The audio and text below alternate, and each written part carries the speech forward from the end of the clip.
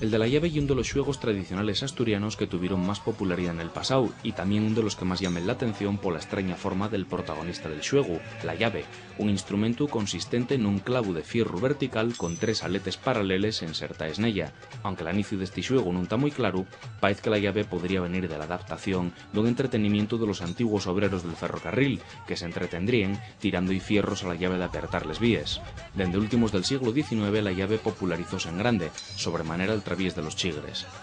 El xuego consiste en que cada participante tire media docena de fiches redondes de fierro de cerca de medio kilo cada una, con la intención de dar con ellas nes pales de la llave, que se ponga a una distancia de 14 metros. Si un xugador acierta con les 6 fiches, entonces dice que consigue un campanu o barreno. Caso de echar una partida ante 2 o más personas, cada un de ellos a tirar 10 tandes de 6 fiches cada una, ganando el que más aciertos faiga, aunque también existe el mano a mano, un duelo entre 2 xugadores que suele facese a 20 tandes de 6 fiches.